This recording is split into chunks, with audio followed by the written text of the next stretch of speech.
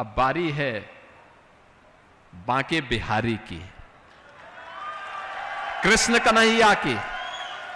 अगर सचमुच अपने को धार्मिक कहलाने का प्रयास कर रहे हो तो मथुरा वृंदावन पे खुल करके बोल दीजिए। उत्तर प्रदेश विधानसभा चुनाव 2027 में सिर्फ 8 महीने का समय बाकी है। इस बीच मुख्यमंत्री योगी आदित्यनाथ के ताजा बयान, अब की बारी बांके बिहारी की, कृष्ण कन्हैया की, ने प्रदेश की राजनीति को एक नई दिशा दे दी है।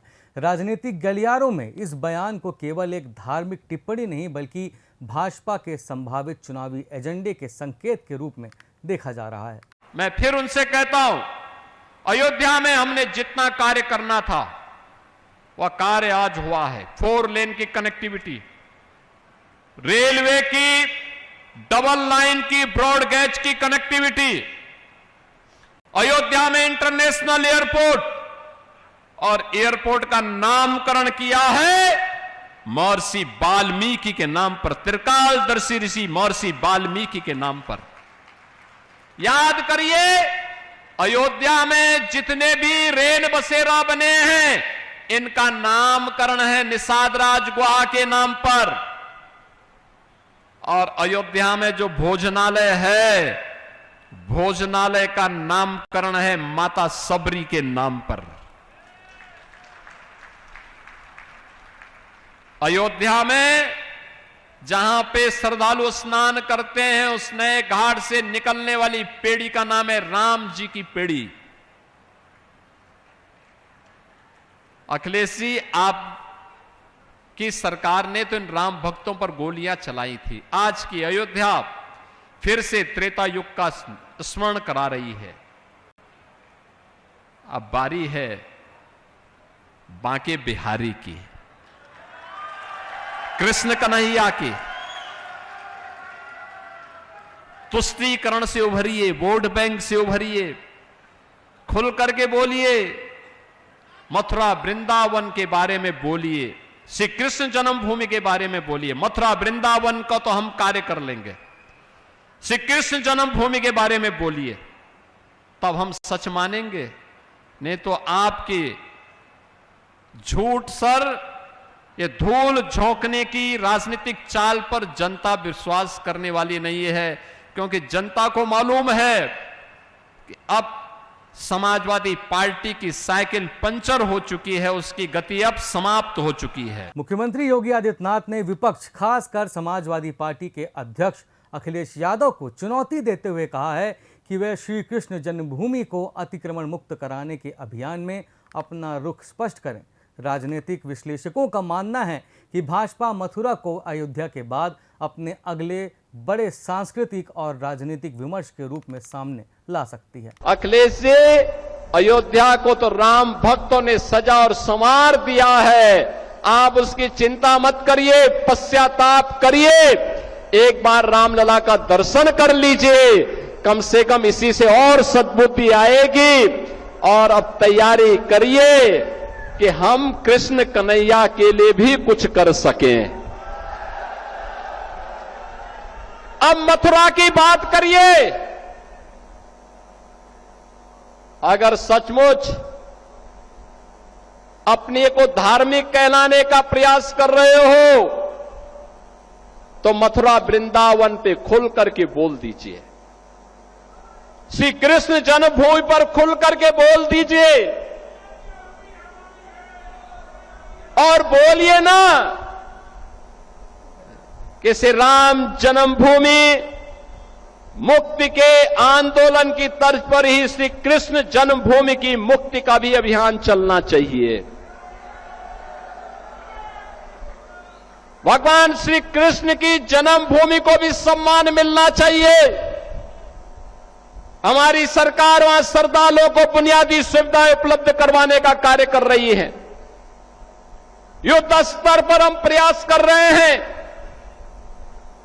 लेकिन आप में हिम्मत नहीं, क्योंकि आप तो मुल्ला और मौलवियों के सामने घुटने टेकने के सिवाय आपके पास कोई ऐसा एजेंडा नहीं जो प्रदेश के विकास के लिए हो, अयोध्या, मथुरा या काशी के उत्थान के लिए हो, उनकी पहचान को, पौराणिक पहचान को बनाए रखने के लिए हो। ये धूल झोंकने का काम मत करो। एक खिसियानी बिल्ली खंबा नोचे वाली कहावत को चरितार्थ मत करो। अयोध्या अपनी पहचान के लिए आप पर मोहताज नहीं है। अयोध्या की अपनी पहचान है और अयोध्या ने अपनी पहचान को दुनिया के अंदर फिर से बनाया हुआ है। बहनों और भाइयों, ये जो दोहरे चाल चलने वाले लोग हैं, ये वही लोग हैं जो जनता जनार्दन को धोखा देते हैं। याद करिए, लोकसभा चुनाव के समय एक कांग्रेस और समाजवादी पार्टी आई थी, संविधान की दुआई दे रही थी।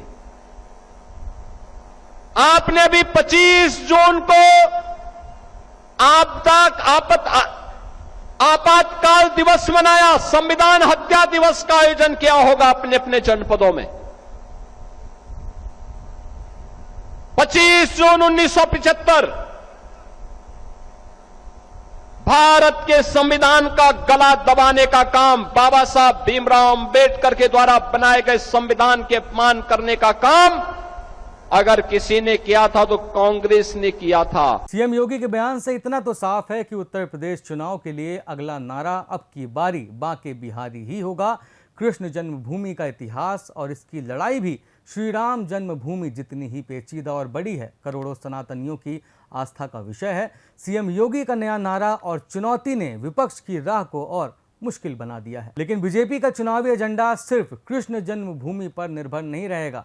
दो और धार्मिक स्थल हैं जिन्हें बीजेपी अपना एजेंडा बना सकती है। पहला है वाराणसी का ज्ञानवापी विवाद पहले से ही राष्ट्रीय राजनीति का केंद्र रहा है। परिसर के विभिन्न हिस्सों को लेकर अदालतों में सुनवाई जारी है। एएसआई के सर्वे विपक्ष के दावों को चुनौती देते हैं। भाजपा सीधे अदालत की प्रक्रिया पर टिप्पणी करने से बचती है, लेकिन पार्टी के कई नेता काशी के धार्मिक महत्व को लगातार प्रमुखता से उठाते रहते हैं। ऐसे में यह मुद्दा भी चुनावी बहस का हिस्सा बन सकता है। संभल की शाही जामा मस्जिद को लेकर हिंदू पक्ष का दावा है कि वहां प्राचीन हरिहर मंदिर था।